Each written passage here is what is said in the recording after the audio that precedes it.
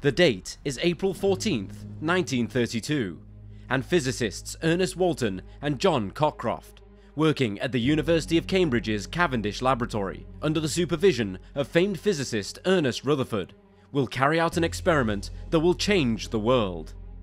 The two men were working off research already carried out by their senior colleague in 1919, when he succeeded in disintegrating nitrogen particles by bombarding them with alpha radiation emitted from decaying radium atoms.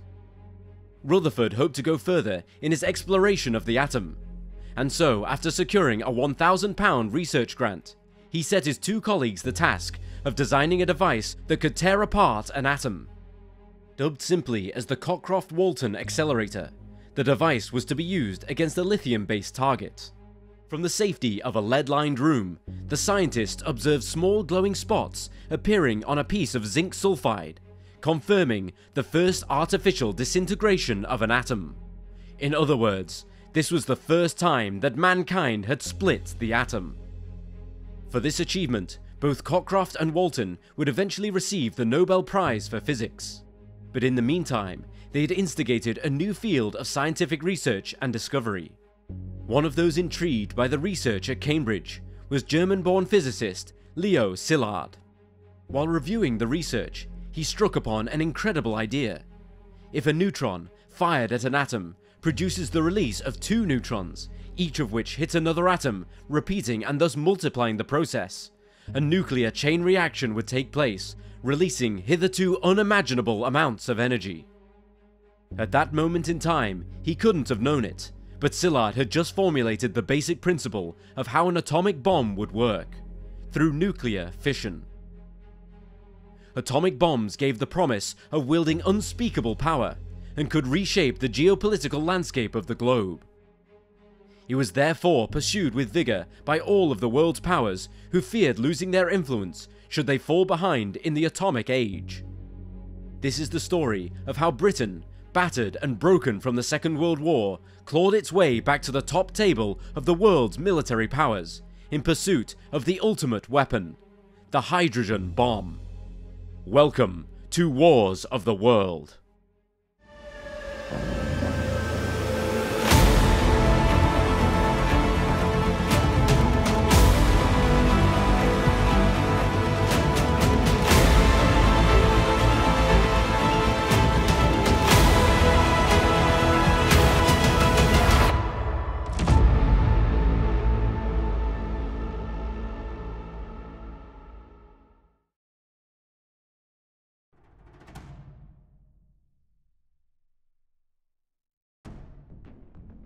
Szilard initially took his theories to the British Naval Admiralty, before moving on to the United States, where in 1939 he wrote to US President Franklin D. Roosevelt. He explained to Roosevelt that, in his opinion, such a nuclear chain reaction could be achieved with a large piece of uranium, at the center of a weapon with conventional explosives acting as a trigger for the reaction. He warned the president that if America didn't develop this chain reaction bomb soon, then no doubt the twisted minds of the Nazis, who had swept over his homeland, would beat them to it, and the result would be apocalyptic. His letter was co-signed by another famous German-born scientist fleeing the Nazi tyranny, one Albert Einstein. The US was not the only country at this crucial time in history to have German refugee scientists suggesting such a weapon be developed before Adolf Hitler's scientists had the chance. Back in Great Britain, Otto Frisch and Rudi Peleris put forward their own concepts for a chain reaction bomb. Their timing was incredibly fortuitous, because it coincided with the appointment of a new Prime Minister, who would lead Britain through the storm of the new war, one who already had a keen understanding of the potential that was offered by nuclear energy. On May 10th, 1940, Winston Spencer Churchill succeeded Neville Chamberlain at number 10 Downing Street. Churchill was, if nothing else, something of a rogue figure in British politics. Loved by some, positively reviled by others, his political career was one of great heights and terrible missteps, leading to him spending much of his time in the interwar years out of politics directly, and instead turning to journalism. It was as a journalist he became acutely aware of atomic science's potential, and wrote and spoke at great length to his audience, outlining a future in the atomic age. Using his understanding of the science and his newfound power, Churchill authorized work to commence on an atomic bomb, hoping it would be the world's first. Misleadingly dubbed Tube Alloys, the project, which involved British, Canadian, and German refugee scientists, investigated both atomic weapons and atomic energy, and it was at an advanced stage of research by the time the United States had entered the war in December 1941. Aside from the technical difficulties that came with such a scientific undertaking, Tube Alloys always faced two major obstacles in achieving its aim. The first was that Britain, besieged by U-boats, and having to support a ground war in North Africa and now Asia against the Japanese, lacked the resources the team involved would have liked, as these were needed to maintain the war effort elsewhere. The second was that at the behest of Szilard and Einstein, among others, Roosevelt had instigated an American atom bomb program, and the US team didn't like the competition from across the pond. Even Churchill had to agree, however, that two separate Allied atom bomb projects was counterproductive. By pooling resources and the talents of both teams, a weapon could be developed much sooner and be used to speed up the end of the war. Thus, in August 1943, during a summit in Quebec, Canada, Churchill agreed with Roosevelt to combine Tube Alloys with the US program, which had been dubbed the Manhattan Project. One of those dispatched from the UK to participate was William Penny, a genius English mathematician and professor of mathematical physics. His appointment to head up the British delegation of the Manhattan Project had actually been opposed by the Royal Navy, who saw him as too valuable to lose to the Yanks, owing to his invaluable contributions towards preparing for D-Day, but the needs of the Manhattan Project were seen as greater. Despite the initial reluctance of his American colleagues to include him and his Anglo-Canadian colleagues, Penny very quickly earned their respect. The director of the Manhattan Project, Major General Leslie Groves Jr., would remark that Penny, along with Robert Oppenheimer, was one of the scientists whose opinions he sought after the most, because they were often the soundest. With British and Canadian expertise and research added to the American and Free German work already undertaken, the Manhattan Project advanced comparatively quickly.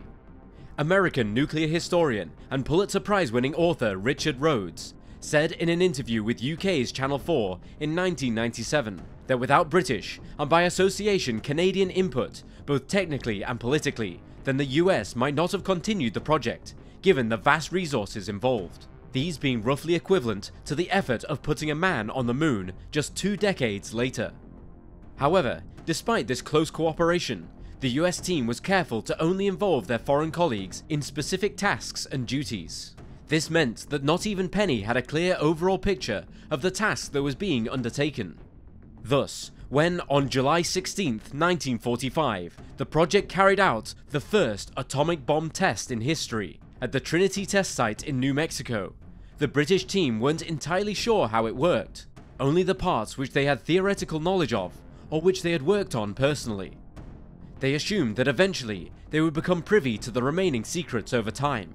After all, they had handed over their research and knowledge in good faith that they would share in its fruits. However, they were in for a rude shock. After the atomic bombings of Hiroshima and Nagasaki just a month later, American policymakers engaged in a little revisionist history. The atom bomb became an all-American weapon, and as such in the post-war world, they sought to establish a monopoly on nuclear weaponry. When a Soviet defector implicated a number of British and Canadian scientists in aspiring concerning the passing of atomic secrets to Moscow in early 1946, the Americans guarded their superweapon secrets even more closely. Less than a year after the end of the war, the US signed the McMahon Act, which forbade the sharing of nuclear secrets, even with Great Britain, and suspended all further cooperation. Penny and his team thus returned to Britain, feeling more than a little cheated, but they were not the only ones.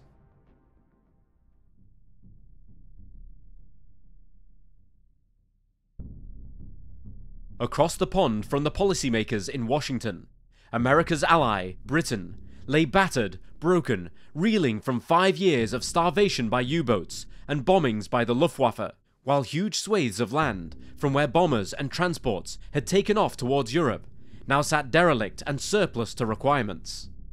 Still an imperial power, the new post-war Britain seemed to have little to celebrate, as even the once seemingly immortal empire was slowly being taken apart as colonies became independent or reshaped into the Commonwealth. Against this backdrop, the US withholding their side of the atomic bomb program stung even harder. While their economic and imperial power was waning, being a nuclear power seemed to offer an ideal substitute, and would allow London to maintain its influence on the world stage. While his government had been ousted in the 1945 general election, Winston Churchill, as the leader of the Conservative opposition, continued to petition the new Labour government under Clement Attlee to push for the development of a British atomic bomb.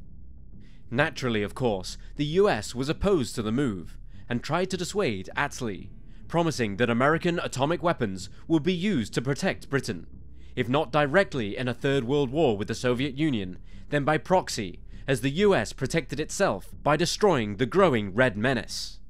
But this offered little guarantee, and more importantly for Attlee's government, made it look dependent on Washington's whim, and lacking any independence regarding world affairs. Thus, when a ministerial committee met on January 8, 1947, to address the question of whether or not to move forward with the project, it was already a foregone conclusion. It was not, however, without controversy. The money and resources required would of course be immense, at a time when Britain was struggling to rebuild and modernise its infrastructure. But as British Foreign Secretary Ernest Bevin put it, quote, "We've got to have this thing over here, whatever it costs. We've got to have the bloody Union Jack on top of it." End quote. There was also the hope that if Britain could at least demonstrate to the United States that it had the potential to build its own nuclear arsenal, then they could be convinced to let Britain in on their own nuclear secrets, allowing London to buy US nukes off the shelf, rather than to design and build their own future weapons at a greater cost. Once again, it would be Penny to lead the British effort, he not only being the most experienced, but, as it would turn out, still had a lot of US colleagues who he could discuss certain problems with when the need arose. He turned to scientists and engineers who he had known from his previous work, and together they began work on the British bomb, whose importance only seemed to grow to Attlee and his government, who were now having to contend with an increasingly hostile Soviet Union, a hostility that in 1947 would lead to the closing of all land routes to West Berlin, leading to the Berlin Airlift. Initially given the rather obvious codename High Explosive Research, Penny and his team began his work at the Royal Arsenal in Woolwich. But very quickly it became clear that a larger site was needed, and so in 1948 it was relocated to a former RAF base at RAF Aldermaston, while production of the plutonium for the bomb's core was undertaken at the Windscale facility on the Cumbrian coast. As well as technical problems, the British effort was mired by political and bureaucratic interference, but somehow Penny pushed forward. Then came the news that everyone in the West had feared most. On August 29, 1949, the Soviet Union tested their own nuclear bomb. The 22-kiloton RDS-1 device was remarkably similar to the US Fat Man bomb, and with most Western scientists speculating that the Soviets wouldn't have a bomb until the mid-1950s, it led them to assume that Soviet spies in America and Britain were more to blame for this success than Soviet science alone. Even before the bomb was detonated, British intelligence had begun to suspect that German physicist Klaus Fuchs, who had worked on the Manhattan Project, had been passing the Soviets scientific information regarding the processing of uranium, and in September 1949 he was hauled in for questioning, whereupon he confessed. Klaus's interrogation implicated several members of both American and British bomb projects, and only further served to alienate relations between the US and Britain on matters of nuclear weapons development, even refusing to assist them with providing a test site, forcing the UK to turn to Australia and New Zealand for help. Finally, in 1952, Penny was ready to test his bomb. Rather than being detonated on a platform or dropped from an aircraft, the British bomb would instead be placed inside the hull of a decommissioned Royal Navy destroyer, HMS Plym, which would be moored off Main Bay, Trimouille Island, in the Montebello Islands off Australia's northwestern coastline.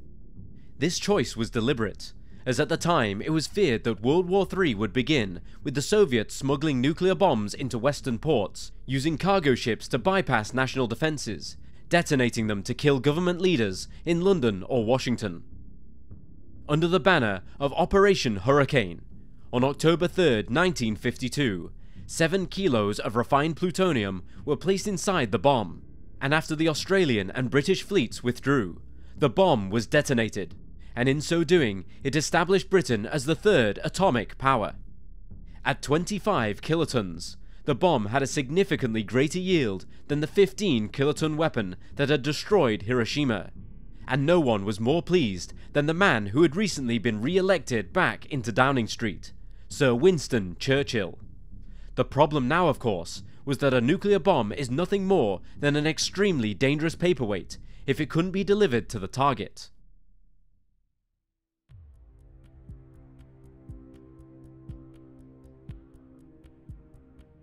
In the immediate post-war period, the RAF's Bomber Command found itself with an abundance of aircraft to fulfill its primary mission of strategic bombing, thanks to the extensive British aircraft manufacturing program during the war. Initially, the iconic wartime Avro Lancaster briefly served on as the main bomber type, until it was superseded by a heavily upgraded variant, dubbed the Avro Lincoln.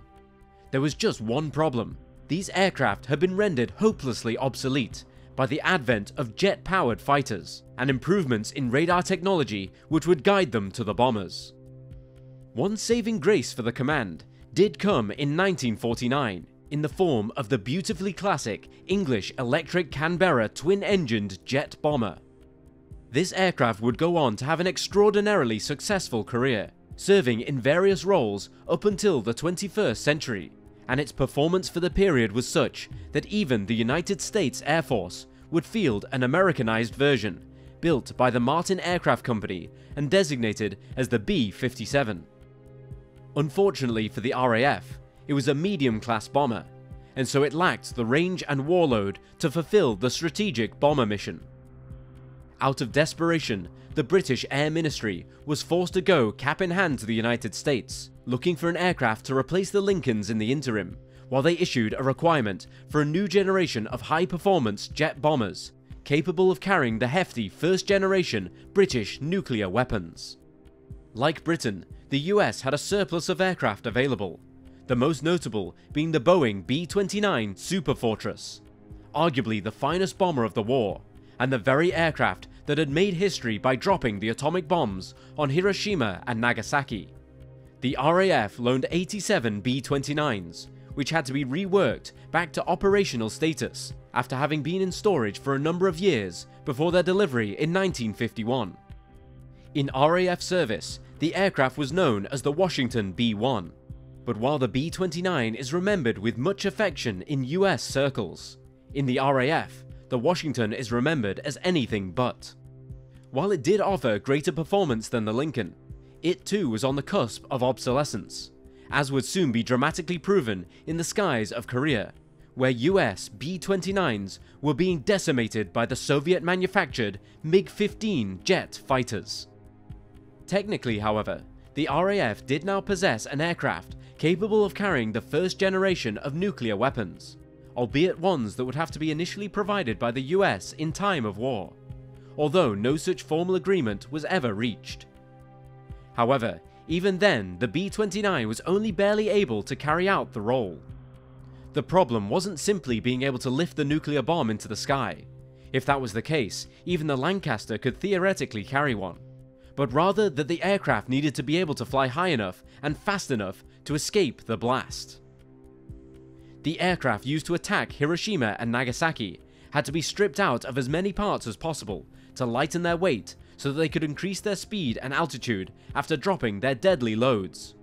But even then, the aircraft suffered terrible vibrations from the shockwaves after the detonation, and those bombs were small compared to the newer weapons. It was theorized, therefore, that dropping these newer weapons would probably destroy the attacking B-29 or a Washington as well. It would also need very high performance in order to bypass increasingly sophisticated enemy defences. The British Air Ministry was acutely aware of these problems, even before the Manhattan Project had produced its first test bomb, and so they had begun investigating possible specifications for a new jet-powered bomber designed around the projected size and power of atomic weapons as early as 1944. This led to the issuing of specification B-35/46 a year after the war had ended. This outlined the need for a jet-powered swept-wing bomber with a cruising speed of over 500 knots, a service ceiling of at least 55,000 feet, and would incorporate some of the latest advances in aircraft technology, some of which had come from captured German research. Given the drying up of orders after the war, and the high priority which the British government had placed on its atomic weapons program, every major British aircraft manufacturer was eager to snap up this lucrative and potentially life-saving contract. Not wanting to hedge their bets, the British government decided to select two designs for production, these coming from Avro and Handley Page. This move didn't come as a surprise, as these companies had been the backbone of Bomber Command's inventory during the war, producing the superlative Lancaster and the rugged Halifax respectively. Meanwhile, the Short brothers of Northern Ireland, who primarily built flying boats, but had also produced the RAF's forgotten heavy of the war, the Short Stirling, were awarded a contract to build a third aircraft as a fallback should Avro and Handley Page's aircraft prove too ambitious. Dubbed the Short SA-4 Sperrin, this was essentially a wholly conventional wartime bomber, but powered by 4 Rolls-Royce Avon jet engines mounted in vertical pairs in 2 engine nacelles. However, one of the failed contenders, Vickers, who had built the famed Wellington bomber, which dominated Bomber Command's early war effort, felt they had something to offer in between these two approaches. George Edwards, Vickers' chief designer, lobbied for what he described as a wholly unfunny bomber that would be built using tried and tested techniques and materials, but incorporate the advanced design elements of the newer types being produced. However, what really caught the Air Ministry's attention was his promise that he could have a working prototype take to the air within 3 years, well ahead of Avro and Handley Page. Given the deteriorating situation in Europe following the Berlin blockade, the Air Ministry was convinced and awarded Vickers a contract for a prototype for testing. Initially, Vickers had designed a 6-engined swept-wing design with defensive armament, but with more powerful Rolls-Royce Avon turbojet engines becoming available, the number was reduced to 4, and to further improve performance, the defensive weapons were deleted. It would instead use speed and altitude performance to escape enemy interception, a concept aptly demonstrated by the de Havilland Mosquito bombers of World War II. Amazingly, given how prone to delays aircraft contracts were at the time, Edwards was able to keep his word, and the first prototype took to the sky after just 27 months on May 18, 1951, immediately rendering the Sperrin surplus to requirements and being terminated. Despite the loss of the first prototype less than a year later as a result of an engine fire, testing proceeded smoothly. Traditionally, Bomber Command's aircraft were named after cities of the British Commonwealth, but such was the radical departure from traditional bombing with these 3 new aircraft that it was decided to break with this tradition, and instead each aircraft would adopt a name beginning with the letter V. Avro's distinctive delta-winged aircraft was thus afforded the name Vulcan, while Handley Page's sleek, almost science-fiction looking aircraft became the Victor. At Vickers, a poll was held amongst staff for a name, and one emerged above all others, the Valiant. Collectively, this trio of nuclear bombers would become known as the V-Force, the Vulcan, the Victor, and the Valiant. Wanting to get the aircraft into service as quickly as possible, an initial order for 25 Valiants was placed, even before the first prototype had flown. A modified version, the Valiant B-2, optimized for low-level penetration, was also developed for the Pathfinder role, marking targets for attack by the high-altitude bombers, again like the Mosquito during the war. This version was ultimately dropped, as modern navigational equipment rendered the mission obsolete. On February 8, 1955, the first operational Valiant B-1s were delivered to the RAF, and the V-Force became operational, with the primary armament being the Blue Danube weapons. The Vulcan would follow a year later, and the Victor a year after that. While not as advanced as later aircraft, the Valiant impressed many, including the US Air Force, who got to witness its performance firsthand during bombing competitions held by Strategic Air Command, something that delighted British politicians trying to prove Britain's worth to their still reluctant ally.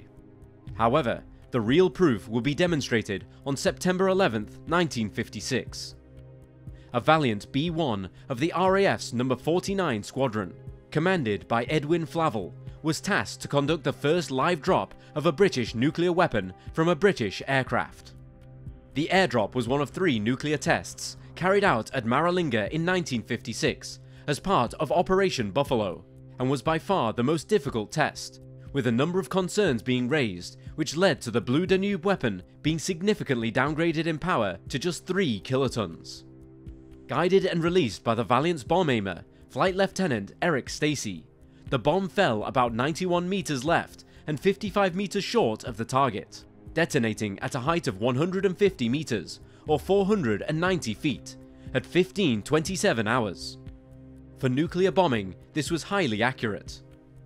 2 clouds then formed, a low-level one at about 2,100 meters or 7,000 feet, and later a high-level cloud at 3,700 meters or 12,000 feet.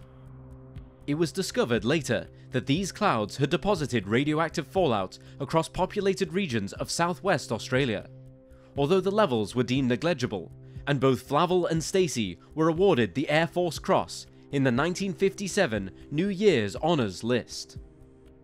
Britain was now certified as a nuclear-armed and capable power.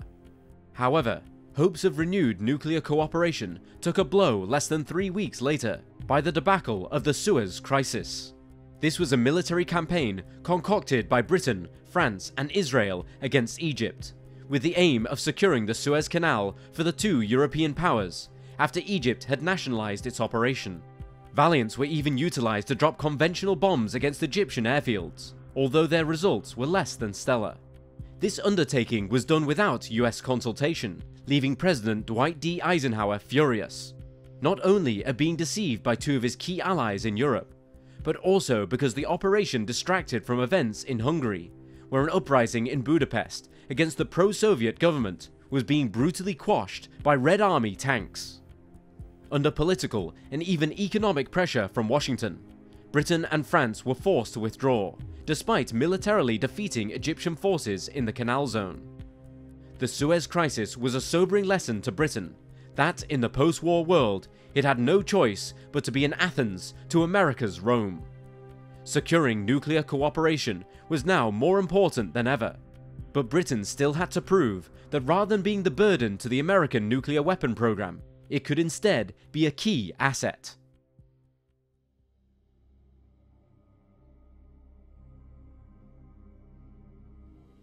Unfortunately, while the UK had demonstrated that it had the tools and the talent for a nuclear program, the weapons produced by Penny were already looking dated.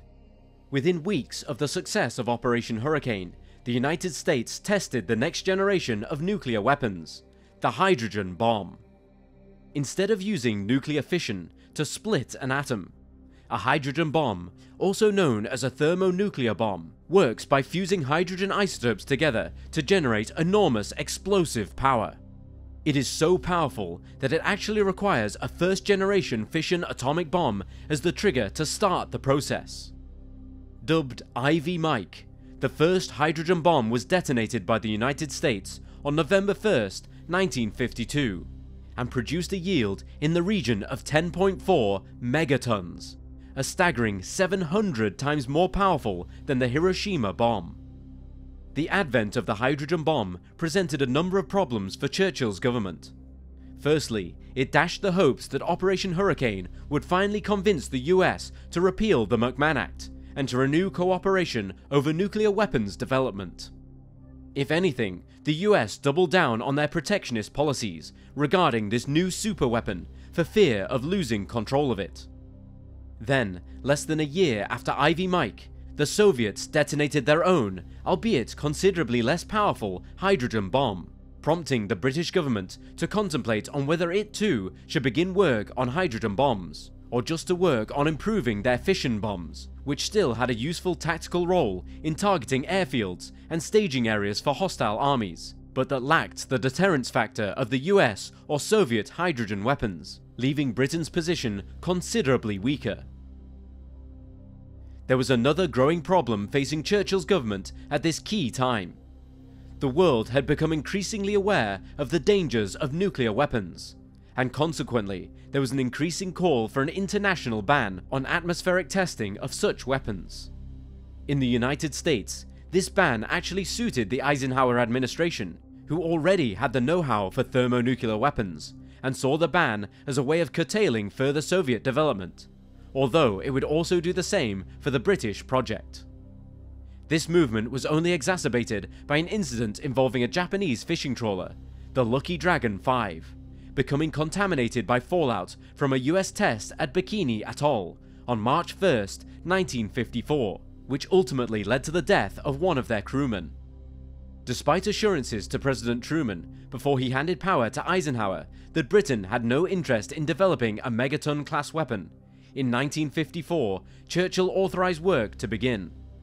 Churchill announced the decision to his cabinet on July 7th, but there was hardly anywhere near a consensus, and it would take almost 3 weeks of intense debate before he could bring his government into line. On July 19th, the British government established the UK Atomic Energy Authority to regulate and coordinate Britain's nuclear programme, with Penny remaining in charge of the weapons group at Aldermaston. Under Churchill's instruction, Penny and his team went back to the drawing board and began work on designing a British hydrogen bomb. At the same time, work was undertaken in increasing the yield and efficiency of the existing British atomic bombs, leading to a series of tests dubbed Operation Mosaic, taking place off the coast of Australia in the Montebello Islands. These tests were related to the hydrogen bomb project, but were not hydrogen bombs themselves, the British government having promised to the Australian government that no such weapons would be tested in Australia. Instead, the two Mosaic tests explored the use of lithium-6 and deuterium to increase the bomb's yields. The first device was detonated on May 16th, followed by the second on June 19th. The latter weapon had a yield in the region of 60 kilotons, making it the largest weapon ever tested on Australian soil. At the same time, aircraft manufacturer Avro was developing an air-launched missile to carry future British nuclear warheads to their target at long range and very high speeds. This weapon, dubbed Blue Steel, meant that in wartime the V-bombers would no longer have to overfly the target, which would likely be heavily defended by Soviet fighters and ground-based missiles, thus increasing their chances of survival. Being smaller and significantly faster than the bombers, Blue Steel also had a higher probability of breaching Soviet defenses. It seemed in the mid-1950s that Britain's nuclear weapons technology was set to rival either the US or the Soviets. They just had to prove that they could successfully detonate a hydrogen bomb, and then they would be on par once again.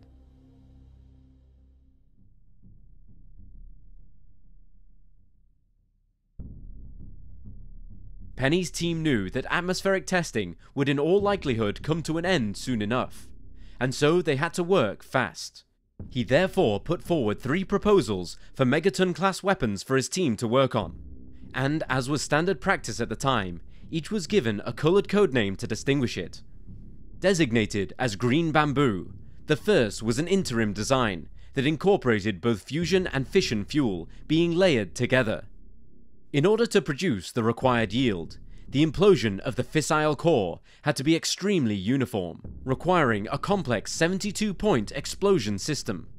This not only resulted in a very large weapon, which potentially limited the ways it could be delivered to a target, but also increased the chances of something malfunctioning during the firing system. The most basic approach was dubbed Orange Herald. This wouldn't be a thermonuclear bomb, but instead would build on the research already being conducted into boosting fission weapons. The Orange Herald project was headed up by physicist John Bryan Taylor, one of the more junior members of Penny's team who had only left active service in the RAF in 1952 and gained his PhD in 1955, but he proved to have a keen intellect and a very promising future ahead of him. The next weapon was designated green granite. For this design, Penny settled on a formula involving radiation implosion and staging. There would be 3 stages, which he called Tom, Dick, and Harry, with Tom being the primary stage involving a standard fission bomb. Detonation of the Tom bomb would produce radiation to implode a secondary stage, Dick, another fission device which in turn would implode Harry, a thermonuclear tertiary. There was some disagreement amongst Penny's team, however, as to whether the boosting thermonuclear fuel was to be placed inside the hollow core, as in Orange Herald, or wrapped around it, as in Green Bamboo. At the same time, Penny found himself having to increasingly court the Australian government and people in order to maintain their support for nuclear testing. In that regard, the unassuming and almost shy nature of the scientist earned him a great deal of credit in the Australian public eye, as he was a stark contrast to the bullish and often arrogant personas they had come to expect from British politicians and leaders. However, there was still resistance to the testing of hydrogen bombs in or near Australian territory. Realizing the Montebello Islands were not an option for the thermonuclear program, British politicians began scouring other potential test sites. At one point, it was even proposed that the test should be carried out in Antarctica, although this would no doubt have sparked widespread opposition from friends and foes alike. Several South Pacific islands were also considered, some of which came under the administration of New Zealand. However, New Zealand Prime Minister Sidney Holland was acutely aware of the growing opposition to nuclear testing amongst his own population, and with a general election looming in 1957, the British requests were rejected. As work on the bombs progressed, the choice was narrowed down to either Malden Island or Makin Island in the Central Pacific region. Both islands were uninhabited, and uniquely, they were claimed by both the United States and Britain, who administered them jointly. Eventually, Malden became the favourite following air and maritime surveys by the RAF and Royal New Zealand Navy respectively, Prime Minister Holland still willing to cooperate with the tests if they took place elsewhere. With Malden chosen for the test site, the main base for the military and scientific personnel, as well as the many observers, was to be established on Christmas Island, now known as Kirimati, some 400 nautical miles to the north, while to the south lay Penryn Island, which was used by the United States Air Force as a technical monitoring site and weather station. As work got underway to prepare the area for the massive devastation that would be wrought upon it, the British government gave the tests a codename Grapple.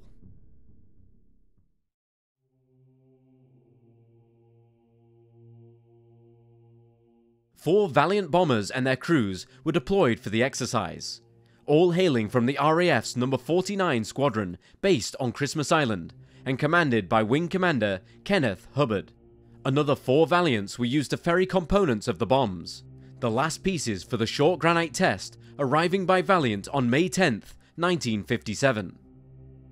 Although the official stance for the United States was still largely in opposition of the tests, for fear of losing their monopoly, the USAF nevertheless went to great lengths to support their allies, providing bases in the US and Hawaii for the crews on these delivery flights to refuel and rest. The day after the last pieces of short granite arrived, the Valiants performed a dress rehearsal. 2 Valiants took off, one acting as the delivery aircraft and the other to monitor events, what the crews referred to as grandstanding. Then finally, on the 15th of May, authorization was given for the test to proceed. The Valiant, flown by Wing Commander Hubbard, took off from Christmas Island at 0900 hours, bound for its target and armed with the short granite device. At 10:38 hours, the device was released from an altitude of 45,000 feet, after which the Valiants turned hard away as the bomb continued travelling forwards from momentum as it fell, increasing the aircraft's distance as much as possible before it triggered. From the crew's perspective, they were essentially night flying, as all the windows were covered over shortly before release, in order to protect the crew's eyes from the blinding flash. 52 seconds after release, the bomb detonated.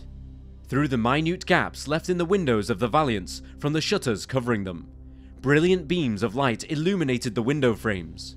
Seconds later, Hubbard's Valiant and the Grandstand aircraft shook as the blast wave reached them. It was followed by a slightly less powerful second blast as the shockwaves that hit the ground bounced back up into the air. The bomb was rigged to detonate at 9,000 feet above the ground, with the aim of reducing the amount of irradiated dust that would result in fallout. Analysing the results of the blast in the hours that followed, Penny was left somewhat disappointed by the whole event. The blast was a mere fraction of what he had intended, producing a blast in the region of only 300 kilotons. It was also later discovered that Hubbard's crew had missed their target by 382 meters. Although when aiming for an airfield or a small city, the weapon was still likely to obliterate everything. Despite Penny's reports that indicated the contrary, the British government declared the test a success, although were rather sketchy as to whether Britain really was a thermonuclear power. Meanwhile, Penny decided he was now going to cancel the green granite test, and instead to modify the design of short granite to produce a new design, purple granite. It would feature additional uranium-235 and an aluminium outer case.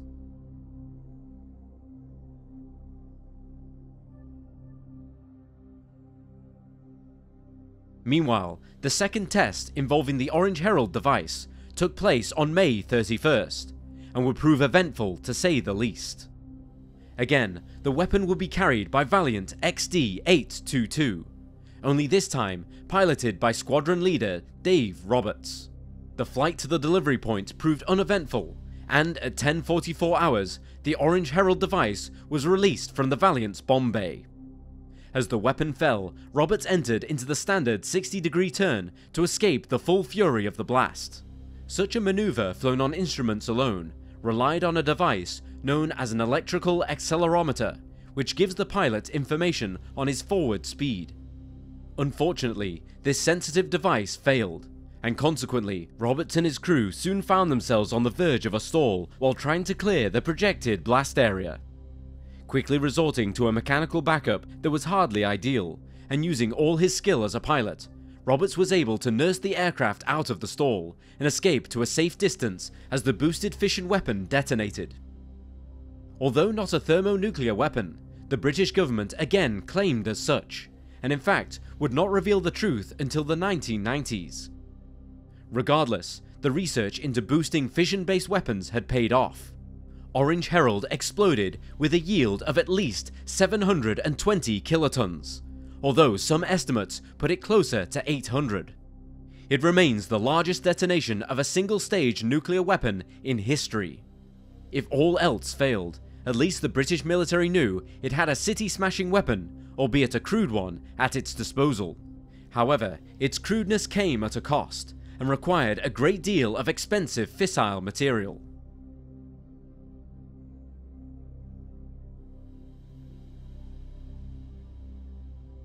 Having reworked the short granite weapon into purple granite, Penny was ready to test the thermonuclear weapon again. On June 19th, 1957, another Valiant took off for the test area, this time piloted by squadron leader Arthur Steele. From an operational standpoint, the test was undertaken in a textbook fashion, with everything working just as planned, except that is, for one important fact. The bomb's yield proved a bitterly disappointing 200 kilotons, meaning that despite Penny's changes, the weapon was actually weaker than the first bomb. This was extremely frustrating for all concerned, and while the British government once again announced to the world that it was a thermonuclear power, which was technically true, the fact was that aside from the clumsy and expensive boosted fission Orange Herald device, Britain still lacked an efficient and above all powerful fusion weapon with which to earn its place at the top tier of nuclear powers. It was obvious that more tests would be needed to perfect the formula, and the urgency was felt as the expected ban on atmospheric testing was getting closer with each passing day. Back at Aldermaston, the team went to work on their design. The fission part of the weapon was greatly increased in power to 45 kilotons, thanks to a composite uranium-235 and plutonium core, and the construction of the weapon was greatly simplified in the hope that it was the complexity of the previous weapons that contributed to its poor performance. In October 1957, the weapons were shipped out to the test area, which had now been moved to a point off of Christmas Island as a result of much of the resources arranged for the earlier tests being redistributed. This resulted in a rapid construction effort to afford the airfield and the observation positions suitable protection from the blast, which was expected to finally reach 1 megaton.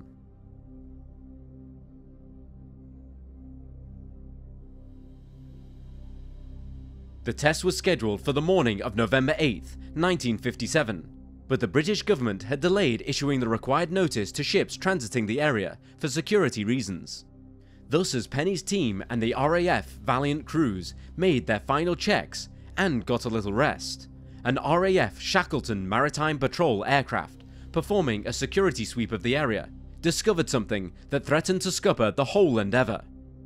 In the early hours, a Liberian-flagged freighter, the SS Effie, had been detected sailing inadvertently straight into the test area.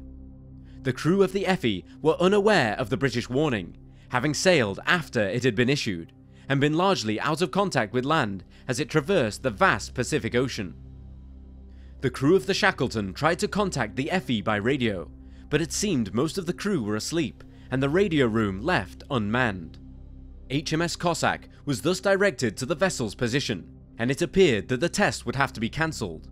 Until just after 0600 hours, the Shackleton reported that finally someone on board the Effie had answered the radio, and the vessel sailed off to safety. This time the media were not invited to the tests, but there were 2 US observers in the form of US Navy Rear Admiral G.S. Patrick, the director of the Atomic Energy Division in the Office of the Chief of Naval Operations, and US Air Force Brigadier General John W. White, the Deputy Chief of the Armed Forces Special Weapons Project. The Royal New Zealand Navy also provided 2 ships for monitoring the weather, while the British destroyer HMS Cossack was tasked with providing security within the test area. At 07:35 hours, Vickers Valiant XD-824, piloted by squadron leader Barney T. Millett, began starting its engines with the device ominously dubbed as Round A in his aircraft's bomb bay, and soon he was running down the runway. Again, a second Valiant joined him and his crew in the grandstand position. Just over an hour later, with final checks completed and authorization given, the bomb was released from his aircraft over the target area, after which he promptly began his evasive action, turning away from the descending weapon as it arced downwards towards the target. At 08:47 hours, the bomb detonated. Immediately, all those observing knew that they had finally clinched success. The blast was not only bigger than anything that had come before, it was bigger than they had actually anticipated.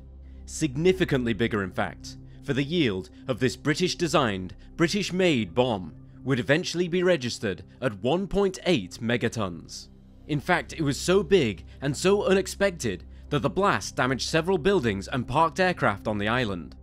And therefore, this time when the British government announced that it was now in the thermonuclear club with the Americans and Soviets, it was no longer an exaggeration or a wink of the eye.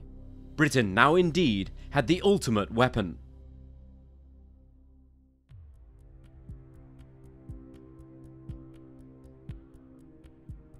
Five months later, Britain tested its biggest bomb of all time, when on April 28, 1958, the Grapple Y device produced a 3 megaton blast off the coast of Christmas Island. 4 more tests would be conducted throughout 1958, by the conclusion of which President Dwight D. Eisenhower endorsed a ban on atmospheric testing, which, importantly for the British programme, was also endorsed by the incoming New Zealand Labour government under Walter Nash. However, by then Grapple had succeeded in its primary aim. They had managed to demonstrate to the United States that there was no need in withholding nuclear secrets from the UK, since the UK could go it alone. Coupling this with the alarm caused by the Soviets launching the first satellite into space, convinced the United States government, under Eisenhower, to make an exception in the case of the UK when it came to sharing nuclear secrets, and this led to the 1958 US-UK Mutual Defence Agreement. This began a level of cooperation in nuclear development not seen since the Manhattan Project, and allowed the British military to buy American weapons or designs off the shelf. The Blue Steel missile, for example, which was intended to give the V bombers the ability to launch their nuclear weapons far from the heavily defended target area, entered service in 1963, packing a British version of the American W-28 Warhead, which had a projected yield of nearly 1.5 megatons. However, the unfunny bomber that was the Valiant, which had been so instrumental in making Grapple a success, wouldn't field this weapon, as its career would be cut rather short. In the early 1960s, a handful of CIA and Taiwanese operated U-2 spy planes were shot down by Soviet surface-to-air missiles. They were often flying higher than the maximum altitudes of the V-Force bombers. This forced the RAF and the US AF bomber fleets to have to get down low to try and hide from the Soviet radars as they got within range of their weapons. This was disastrous for the Valiant, as the tight maneuvers in the thicker air at lower level put incredible stress on the airframes, rapidly reducing their lifespan. They ended their days in the vital but underappreciated tanker role, providing fuel for fighters and bombers to extend their range. Additionally, further advances in Soviet rocket technology prompted both the US and the UK to pursue their own missile programs, which looked set to supersede the bombers as the main delivery method of the nuclear deterrent. To further guarantee their effectiveness, they were to be placed inside submarines, and this led to the Polaris Intercontinental Ballistic Missile System, which would serve in both British and American nuclear submarines, safeguarding both countries and the NATO military alliance from a Soviet surprise attack. This cooperation was not without its controversy, however. A major ally of both countries, France, was not happy that it was effectively cut out of this deal, and felt it deserved to be given the same treatment as the UK. This prompted France to go it alone, becoming an independent nuclear power in 1960, and continuing to maintain a nuclear ballistic missile submarine force to this day, but fielding French weapons. Over the decades that followed, few countries enjoyed such a close military friendship as the US and the UK, but some have argued that this has been to the detriment of the latter's independence, with the UK relying too heavily on being able to simply purchase nuclear weaponry as opposed to developing their own. This has been especially important in the era of the second Trump administration in Washington and their ultra-protectionist policies, which has led to questions over whether this cooperation has a future, and whether Britain should once again develop its own nuclear weapons, or to pull out of the nuclear game altogether. Looming over this debate is the literal fallout of Grapple. To this day, Australian, British, Canadian, and New Zealand servicemen, or their surviving families, continue to fight for recognition and compensation for medical conditions incurred by the tests. These efforts serve to remind us all that these weapons are more than just powerful explosives that can be used once and forgotten about. They remind us that the reason these weapons are so terrible is that, unlike conventional weapons, we are, as a species, forced to live with the consequences of their uses for decades, perhaps even centuries to come. And it is the overwhelming destructive force of these weapons and the ongoing decay which they cause, which makes the atom bomb such a formidable deterrent.